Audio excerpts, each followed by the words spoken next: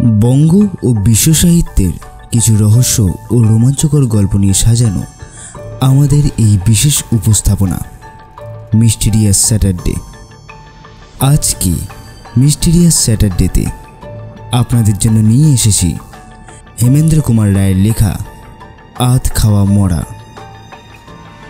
গল্পের প্রধান চরিত্রে নগেন দলুই, নগেন দলুইয়ের বউ, নগেন দলুইয়ের ছোট ছেলে ও বড় ছেলে, নিধিরাম, ফকির ও নৌকর মাঝি। গল্পের সূত্রধার ও গল্প পাঠে আমি নীল। শুরু হচ্ছে আধ খাওয়া মরা।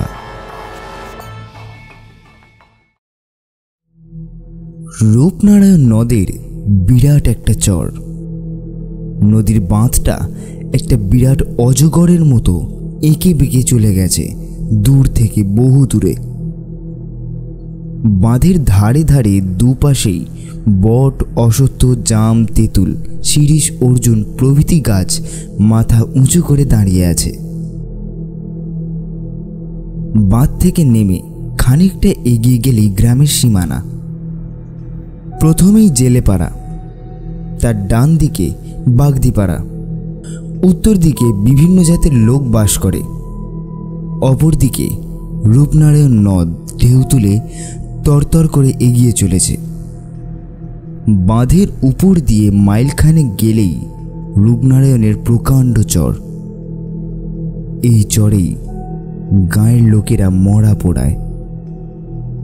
আশেপাশের প্রায় 10খানা গাঁয়ের মধ্যে ওই একটাই শ্মশান।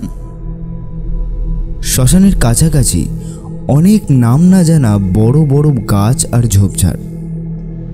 পাড়াগাঁয়ের শ্মশান যে কত ভয়ঙ্কর না দেখলে বিশ্বাস করা যায় না। শ্মশানের চারিদিকে ছড়িয়ে পড়ে আছে পোড়া কাঠ, আধ পোড়া বাঁশ, ছেঁড়া কাঁথা, ছেঁড়া কাপড়, ছেঁড়া মাদুর, মরার হাত, ভাঙা হাঁড়ি আর সরা। যারা মরা পোড়াতে পারে না তারা সব মরা আর ছোট ছোট ছেলে মেয়েদের মরা মাটিতে পুঁতে দিয়ে যায়। তারপর সেই সব মরা মাটির ভেতর থেকে টেনে বের করে শিয়াল, কুকুর আর শকুনে মনের আনন্দে ছিঁড়ে ছিঁড়ে খায়। কাছের ঝাঁকড়া শিরীষ গাছটায় একদল শকুন থাকে। হঠাৎ একদিন ঘটে গেল একটা ব্যাপার। বাগদিপাড়ার নগেন দলুই বউয়ের সঙ্গে ঝগড়া করে বাড়ি থেকে চলে যায়। প্রায় 4 দিন কেটে গেল, সে আর বাড়ি ফেরে না দেখে সবাই চিন্তায় পড়ল। যেখানে যত আত্মীয় ছিল খোঁজ নেওয়া হলো, কিন্তু কোনো সন্ধান পাওয়া গেল না তার। সেদিন সকালে জেলেপাড়ার জনা কয়েক লোক ডিঙি ভাসিয়ে মাছ ধরতে ধরতে এসে পড়েছে শ্মশানের বেশ কাছাকাছি। হঠাৎ তাদের নাকে দুর্গন্ধ লাগলো, আর সেই সঙ্গে শকুনের ডানা ঝাপটানির শব্দ।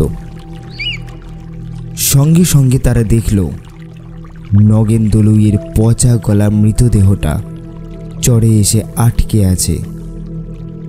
শকুনে খানিকটা ছিঁড়ে খেয়েছে, চোখ দুটো শকুনে খুবলে খেয়ে নিয়েছে, শুধু চোখের গর্ত দুটো আছে। জেলেরা এই বিভৎস দৃশ্য দেখে বাগদিপাড়ায় সংবাদ দিল। সকলে তখন সেখানে ছুটে এসে দেখল এত দুর্গন্ধ ছাড়ছে যে কার সাধ্য সেখানে দাঁড়ায়। তখন সবাই নাকে কাপড় চাপা দিয়ে মরাটার পায়ে দড়ি বেঁধে শ্মশানের ভেতরে এনে মাটি চাপা দিয়ে চলে এলো। রাত্রির বেলা মাটির ভিতর থেকে নগেনের মৃতদেহটা তুলে শিয়াল, কুকুরে খেয়ে ফেলল। নগেন দলুইয়ের অবস্থা মোটামুটি ভালোই ছিল। তার 2 ছেলে, তাদের বিয়ে হয়ে গেছে। তারা ভালোভাবেই বাপের শ্রাদ্ধ করল। জেলেপাড়া, বাগদিপাড়ার অনেকেই নিমন্ত্রণ খেয়ে গেল। এই ঘটনার পর প্রায় 1 মাস কেটে গেল। তারপর থেকেই নানা রকম অবিশ্বাস্য ঘটনা ঘটতে লাগলো। কখনো বাগদিপাড়া থেকে, আবার কখনো জেলেপাড়া থেকে হাঁস, মুরগি, ছাগল চুরি যেতে লাগলো। একদিন নগেনের বউ রাত্রে একটা শব্দ শুনে এসে দেখল তাদের আম গাছটার নিচে যেন একজন সাদা কাপড় গায়ে জড়িয়ে দাঁড়িয়ে আছে। সে ভয় পেয়ে চেঁচাতে চেঁচাতে ঘরে এসে দরজা বন্ধ করে দিল। মায়ের চেঁচানি শুনে ছেলেরা হ্যারিকেন হাতে নিয়ে বাইরে এসে চারিদিক দেখল, কিন্তু কাউকেই দেখতে পেল না। তখন তারা বলাবলি করতে লাগলো, ওসব মনের ভুল, গাছের ছায়া দেখে মা ভয় পেয়েছে। রাত্রে বাঁধের ওপর ও শ্মশানেও একটা কঙ্কালকে ঘোরাফেরা করতে দেখে গাঁয়ের সবাই ভয় পেয়ে গেল। রাত্রে শ্মশানে মরাও নিয়ে আসা বন্ধ করে দিল সবাই। জেলেরা সারা দিন রূপনারায়ণে মাছ ধরে। সন্ধ্যা হলেই যে যার বাড়ি ফিরে আসতে লাগলো। এমনকি বাঁধের ওপর দিয়েও লোক চলাচল বন্ধ হয়ে গেল। সন্ধে হলেই রাস্তা একেবারে ফাঁকা। সেদিন রাখাল জেলের একটা বাছুর গেল হারিয়ে। সারা দিন খোঁজ করা হলো, কিন্তু কোথাও পাওয়া গেল না। একদিন পরে একজন লোক শ্মশানের দিকে এসে দেখল রাখাল জেলের বাছুরটা মরে পড়ে আছে। তার আধখানা কে যেন চিবিয়ে খেয়েছে, বাকিটা পড়ে আছে একটা গাছের তলায়।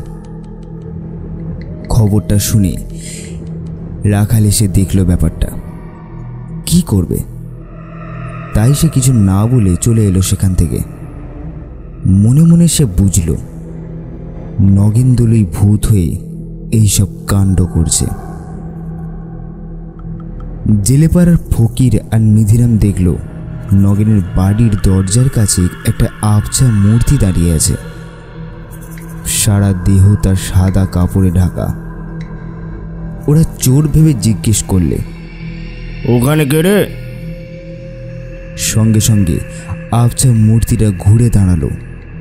ওরা আশ্চর্য হয়ে দেখল লোকটার মুখ দেখা যাচ্ছে না, শুধু চোখ দুটো যেন আগুনের গোলার মতো জ্বলছে।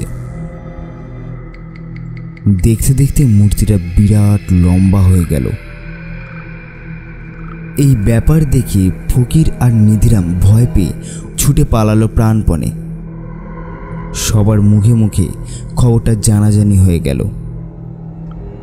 পাড়ার লোক ভয় পেয়ে সন্ধ্যে 7টার পর নগেনদলুইয়ের বাড়ির পাশের রাস্তা দিয়ে যাওয়া আসা বন্ধ করে দিল। ফকির জেলে নগেনের ছেলে দুটোকে বলল, বাবু, ব্যাপার তো খুব সুবিধার মনে হচ্ছে না। তোদের বাপ তো মরে ভূত হয়েছে, তোরা ছেলে পুলে নিয়ে থাকিস, একটা কিছু ব্যবস্থা কর, তা না হলে তো কোনোদিন তোদেরই বিপদ হতে পারে। নগেনের বড় ছেলেটা ভয় পেয়ে বলল, কি ব্যবস্থা করা যায় দেখি খুড়ো, মাও একদিন দেখেছিল। আমরা তোর কথা বিশ্বাস করিনি, কিন্তু এখন দেখছি বিশ্বাস না করে উপায়ও নেই। নগেনের ছোট ছেলে বলল, হ্যাঁ, আমিও সেদিন ভোরের দিকে সাদা কাপড় পরা একটা মূর্তি দেখেছিলাম, কিন্তু সবাই ভয় পাবে বলে আমি আর কাউকে কিছু বলিনি। নিধিরাম সব শুনে কিছুক্ষণ ধরে কি যেন ভাবল, তারপর গম্ভীরভাবে বলল, এখানে তো তেমন ভূতের ওঝাও নেই, তবে শুনেছি মহেশপুরে একজন লোক আছে, সে নাকি ভূত চালায়।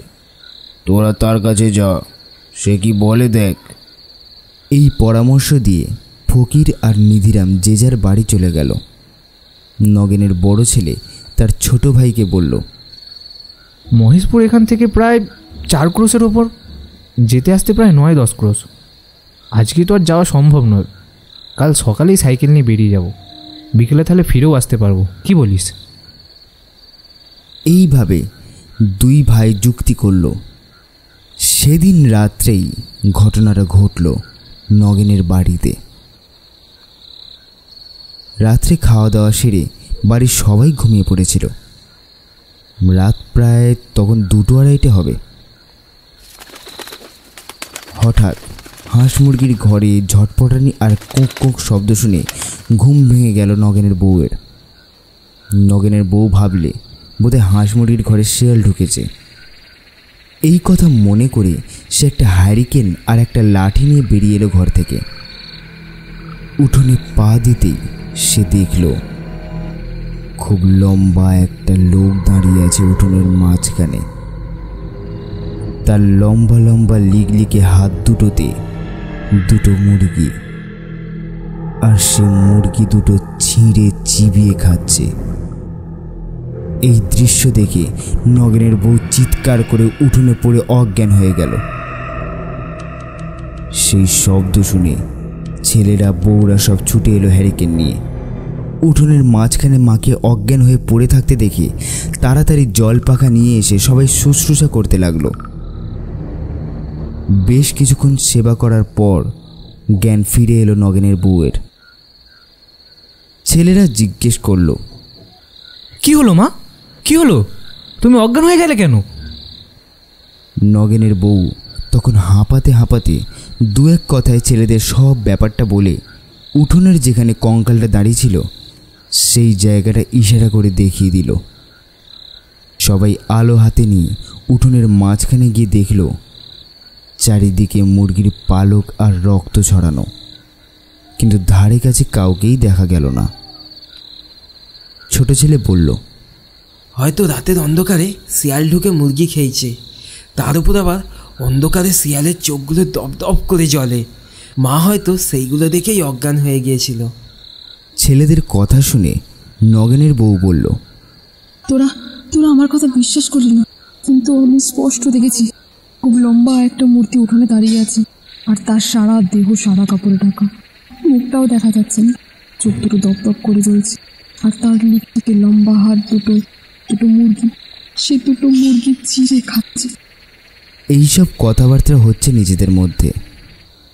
এমন সময় বাড়ির পিছন দিকে শোনা গেল একটা ভয়ঙ্কর হাসির শব্দ।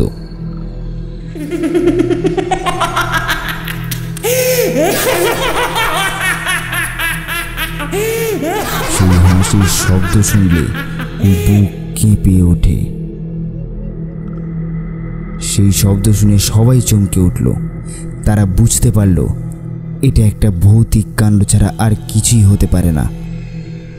ভয় পেয়ে সবাই ঘরে ঢুকে বসে রইল সকাল হওয়ার অপেক্ষায়। পরের দিন নগেনের বড় ছেলে সাইকেল নিয়ে চলে গেল সেই প্রায় 4 ক্রোশ দূরে মহেশপুরে ওঝার বাড়িতে। কিন্তু মুশকিল হলো ওঝা তখন অসুস্থ। নগেনের ছেলে একে একে সব কথা বলল তাকে। ওঝা সব কথা মন দিয়ে শুনে বলল, দেখো বাবা, আমার বয়স হয়েছে, তাছাড়া আজ 1 সপ্তাহের ওপর আমি উঠতে হাঁটতে পারছি না। একটু সুস্থ হলেই আমি গিয়ে সব ব্যবস্থা করে আসব। এখন বলো তো, তোমাদের ঘরে মোট কতজন লোক আছে? নগেনের ছেলে বলল, সব শুদ্ধ 8 জন মতো। ওঝা বলল, আমি তোমাকে 8টা মাদুলি দিচ্ছি, কালো সুতোয় বেঁধে হাতে বেঁধে রাখবে, আর ছেলেদের গলায় বেঁধে দেবে। আর এই 4টে পেরেক দিচ্ছি, তোমাদের ভিটের 4 কোণে পুঁতে দিও, তাহলে সে আর তোমাদের বাড়ির সীমানায়ও আসতে পারবে না। এই কথা বলে ওঝা 8টা মাদুলি আর 4টে বড় বড় পেরেক তার হাতে দিল। পেরেক আর মাদুলি নিয়ে নগেনের বড় ছেলে বিকেলের দিকে ফিরে এলো। তারপর ওঝার কথা মতো সকলকে মাদুলি পরানো হলো আর পেরেক পুঁতে দেওয়া হলো। সেদিন থেকে নগেন দলুয়ের বাড়িতে ভূতের উপদ্রব কমে গেছে বটে, কিন্তু গ্রামে উপদ্রব বেড়ে গেল। গায়ের লোকের ঘর থেকে হাঁস মুরগি আর ছাগল প্রায় চুরি হতে লাগলো। অন্ধকারে সেই ছায়ামূর্তিকেও অনেক লোক দেখল। তাছাড়া কারো বাড়িতে গভীর রাতে ইট পড়তে থাকে দুমদাম করে, আবার কারো বাড়িতে গরুর হাড়, মোষের হাড়, মানুষের হাড় পড়তে থাকে, আবার কারোর ঘরের চালে মরা পোড়া কাঠ, বাঁশ পড়তে থাকে। সারা গায়ের লোক ভয়ে কাঠ হয়ে গেল। সন্ধে হতে না হতেই যে যার ঘরে ঢুকে দরজা বন্ধ করে বসে ভয়ে রাত কাটাতে লাগলো। সন্ধ্যের পর অত বড় গ্রামটা যেন শ্মশানের মতো জনশূন্য মনে হয়। সেদিন রাত্রে অনেক দূর থেকে একদল লোক একটা মড়া নিয়ে শ্মশানে এলো পোড়াতে। লোকগুলো চিতা সাজিয়ে মড়াটাকে তার উপর তুলে আগুন দিল। তারপর সব যাত্রীরা একটু দূরে বসে আপন মনে তামাক টানতে লাগলো। এদিকে সেই অবসরে পাশের বট গাছ থেকে একটা লম্বা হাত বাড়িয়ে নগেন মড়াটাকে চিতা থেকে তুলে নিয়ে গাছের ওপর বসে চিবিয়ে চিবিয়ে খেতে লাগলো। তামাক খেয়ে লোকগুলো চিতার কাছে এসে দেখি অবাক হয়ে গেল। শুধু চিতাটাই জ্বলছে, মরার পাত্তা নেই। লোকগুলো রীতিমতো ভয় পেয়ে গেল। নদীতে তখন মালপত্র বোঝাই করা একটা বেশ বড় নৌকা বাঁধা ছিল। মাঝি বসে অপেক্ষা করছিল জোয়ারের আশায়। নৌকার ছাদের ওপর হালের কাছে বসে মাঝি তামাক খাচ্ছিল। অনেক আগেই সে ব্যাপারটা লক্ষ্য করছিল, কিন্তু শবদাহকারীরা পাশে ভয় পায়, এই জন্য সে চুপচাপ দেখে যাচ্ছিল। সব যাত্রীরা যখন ভয় পেয়ে বাঁচাও বাঁচাও বলে চেঁচাতে লাগলো আর নৌকার আলো দেখে সেদিকে ছুটে গেল, তখন নৌকার মাঝি চেঁচিয়ে বলল, ভয় পেও না তোমরা, ওইখানে দাঁড়িয়ে থাকো, আমি যাচ্ছি। মাঝির কথা শুনে সব যাত্রীরা সেইখানে দাঁড়িয়ে ভয়ে কাঁপতে লাগলো। নৌকার মাঝিটি ছিল একজন বেশ নামকরা ভূতের ওঝা। সে একটা পুঁটলি হাতে নিয়ে আর এক হাতে হুঁকো নিয়ে নৌকা থেকে নেমে এলো শ্মশানে। লোকগুলোকে তখন মাঝি তার কাছে বসে বিড়বিড় করে কী সব মন্ত্র বলতে বলতে লোকগুলোর চারপাশে কি যেন সব ছড়িয়ে দিয়ে বসে হুঁকোয় দু একটা টান দিয়ে বলল, কোনো ভয় নেই তোমাদের, ভূতের বাবারও সাধ্য নেই যে আর তোমাদের কাছে আসে। আমি গণ্ডি দিয়ে দিয়েছি, যতক্ষণ তোমরা এই গণ্ডির মধ্যে থাকবে ততক্ষণ তোমাদের ভূত কোনো ক্ষতি করতে পারবে না। তারপর সকাল হলে বাড়ি চলে যাবে। দিনের বেলা ভূত লোকের কাছে আসে না। একজন জিজ্ঞেস করলো, মারাটা তাহলে কোথায় গেল? মাঝি বলল, তাকে চিতা থেকে তুলে নিয়েছে তারা। মাঝির কথা শুনে সবাই ভয় পেয়ে ফ্যাল ফ্যাল করে চেয়ে রইল। কারো মুখে আর কথা নেই। মাঝি বলল, হ্যাঁ, তাকে তুলে নিয়েছে তো। ওদের মধ্যে একজন যুবক বলল, আগুনের ভেতর থেকে তুলে নিল কি করে? মাঝি বলল, গাছের ওপর থেকে হাত বাড়িয়ে। মাঝির কথা শুনে যুবকটি যেন একটু অবজ্ঞার হাসি হাসল। তাই দেখে মাঝি বলল, বিশ্বাস হচ্ছে না বুঝি নাকি? দেখতে চাও তাহলে? যুবক বলল, বেশ দেখান তাহলে, বিশ্বাস করব। দেখো আবার অজ্ঞান হয়ে যাবে না তো? এখনো যখন হইনি তখন আর হব না।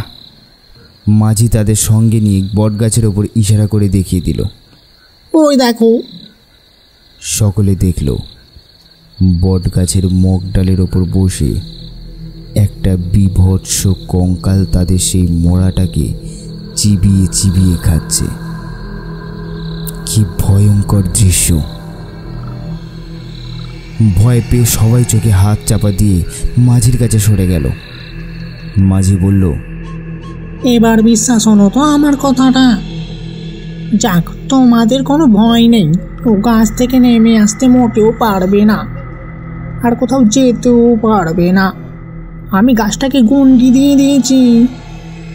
এই কথা বলে মাঝি হুঁকোরা সেখানে রেখে পুঁটলিটা হাতে নিয়ে উঠে দাঁড়িয়ে বলল, তোমরা এখানে চুপচাপ বসে থাকো। মাঝিকে চলে যেতে দেখে লোকগুলো ভয় পেয়ে কাতরভাবে বলল, আপনি আমাদের এইভাবে ফেলে রেখে যাবেন না। সকাল হলে তারপর যাবেন। দয়া করে সকাল না হওয়া পর্যন্ত আপনি এখানেই থাকুন। মাঝি হেসে বলল, ভয় নেই, আপনারা এখানে বসুন, আমি ওর পরিচয় নিয়ে আসছি। মাঝি চলে গেল বটগাছের দিকে। লোকগুলো ভয়ে কাঠ হয়ে বসে রইল। স্পষ্ট শোনা যেতে লাগলো, মাঝি বলছে, তুই কে? আমার নাম নগেন দলুই। তোর বাড়ি কোথায়? আমার বাড়ি বাঁধের ওপারে বাঘ চাকরি পাড়ায়। আচ্ছা, তোর বাড়িতে কে কে আছে বল? আমার বাড়িতে আমার বউ, আমার দুটো ছেলে, তাদের দুটি বউ, আর আমার নাতি নাতনি। ঠিক আছে, তুই গাছেই বসে থাক। পালাবার চেষ্টা করলে জ্বলে পুড়ে মরবি। আমি তোকে বেঁধে দিয়ে যাচ্ছি। মাঝি আবার ফিরে এলো, লোকগুলোকে বলল, সকাল হলেই আপনারা গায়ে গিয়ে লোকজনকে ডেকে আনবেন, বুঝলেন? দেখতে দেখতে পূর্ব দিক ফর্সা হয়ে এলো, গাছে গাছে পাখি ডেকে উঠল। একটু পরে সকাল হলো। দুজন লোক গায়ে গিয়ে এই সংবাদ দিল। গ্রাম থেকে বহু লোক এলো দেখতে। নগেনদলুয়ের ছেলে দুটোও এলো। সবাই এলো বট গাছের নিচে। গাছের ওপর তখন কিছুই দেখা যাচ্ছে না, শুধু একটা মড়া ঝুলছে দেখা গেল। মাঝি বলল, মরাটাকে ফেলে দে নগেন। সঙ্গে সঙ্গে দমাস করে মড়াটা মাটিতে পড়ে গেল। সবাই দেখে তো অবাক। মড়াটার খানিকটা মাংস কে যেন খুবলে খেয়েছে। মাঝি বলল, নগেনের ভূতি মরাটাকে চিতা থেকে তুলে গাছে নিয়ে গিয়ে বসে বসে খেয়েছে, বুঝলেন? দিনের বেলা তো ওদের দেখা যায় না তেমন, তা না হলে আমি দেখিয়ে দিতাম। মাঝি এবার বিড়বিড় করে কিসব মন্ত্র বলে উঠতেই গাছের ওপর থেকে ক্ষণক্ষণে গলায় নগেন বলে উঠল, এবার আমাকে ছেড়ে দে। মাঝি বলল, তুই একেবারে এই দেশ থেকে চলে যাবি। না, আমি যাব না, আমি এখানেই থাকবো। এই কথা শুনে নগেনের ছেলেরা ভয় পেয়ে মাঝিকে বলল, দয়া করে আপনি আমাদের রক্ষা করুন। তোমাদের বাবা ভূত হয়ে কষ্ট পাচ্ছে, শুধু শুধু ওকে কষ্ট দিয়ে লাভ কি বলো তো? নগেনের বড় ছেলেকে মাঝি বলল, তুমি গয়ায় গিয়ে ওর নামে পিণ্ডি দাও, তাহলেই তোমার বাবা প্রেতচনি থেকে উদ্ধার পাবে, বুঝলে? তখন গাঁয়ের একজন বয়স্ক লোক বলল, তবে এখন ওরা কি করবে? যদি রাতেই কারো ঘাড় মটকে দেয় বা গ্রামবাসীদের ক্ষতি হয়? মাঝি বলল, তা পারবে না। আমি গাছের চারিদিকে গন্ডি দিয়ে যাচ্ছি, ও গাছ থেকে কোথাও যেতে পারবে না। 7 দিন এই গাছেও বন্দি হয়ে থাকবে। তার মধ্যে পিণ্ডি দেওয়া না হলে ও আবার গ্রামে গিয়ে উপদ্রব করবে। নগেনের ছেলে বলল, আমি আজই রওনা হয়ে যাচ্ছি। মাঝি বলল, তুই উদ্ধার হলে কি চিহ্ন রেখে যাবি? এবার কিন্তু কোনো উত্তর এলো না। গাছের ওপর থেকে খোনা গলায় চেঁচিয়ে উঠল নগেনের ভূতটা, ওরে বাবা রে, জ্বালিয়ে পারল রে, ছাড়, কে দিলি আমার গায়ে? ওরে বাবা রে, বললো রে। বল কি চিহ্ন রেখে যাবি? দাঁড়াও, বলছি আমি। এই বলে একটু থেমে তারপর বলল, আচ্ছা ঠিক আছে, যাবার আগে আমি এই গাছের একটা মোটা ডাল ভেঙে দিয়ে যাব। মাঝি তখন লোকগুলোকে বলল, আপনারা মরাটা নিয়ে গিয়ে পুড়িয়ে দিন। তারপর গ্রামবাসীদের বলল, আপনারা ফিরে যান, আজ থেকে আর গায়ে কোনো উপদ্রব পড়বে না নগেন। এই কথা বলে মাঝি ফিরে গেল নৌকায়। সব যাত্রীরা আবার নতুন করে চিতা সাজিয়ে আধ খাওয়া মরাটাকে পুড়িয়ে ফিরে গেল যে যার ঘরে। নগেনের বড় ছেলে রওনা হয়ে গেল গয়ায়। সে যেদিন নগেনের নামে গয়ায় পিণ্ড দিল, সেদিন দুপুরেই মরমর করে ভয়ঙ্কর শব্দে বট গাছের একটা ডাল ভেঙে পড়ে গেল।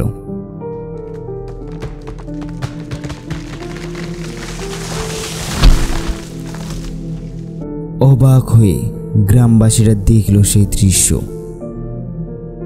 সেদিন থেকে গায়ে আর কোনো ভূতের উপদ্রব হলো না।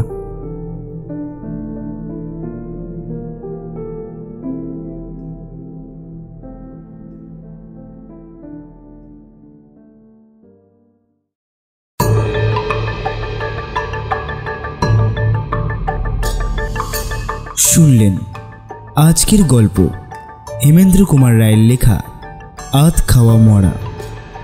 গল্পের সূত্রধার ও গল্প পাঠে আমি নীল।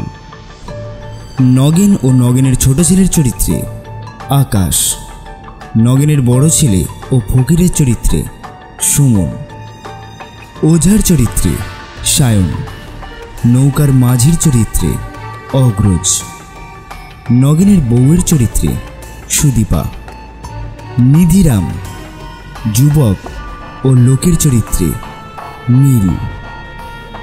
সাউন্ড এডিটিং ও পোস্টার ডিজাইনে আমি নীল। গল্পটি আপনাদের কেমন লাগলো সেটা অবশ্যই কমেন্ট করে জানাবেন। আপনাদের সহায়তা আমাদের একান্ত কাম্য। এরকম আরও নতুন নতুন রহস্য ও রোমাঞ্চকর গল্প শুনতে আমাদের চ্যানেলটি অবশ্যই সাবস্ক্রাইব করুন। ফিরে আসব প্রত্যেক শনিবার নানান ধরনের রোমাঞ্চকর গল্প নিয়ে। শুনতে থাকুন মিস্টেরিয়াস স্যাটারডে।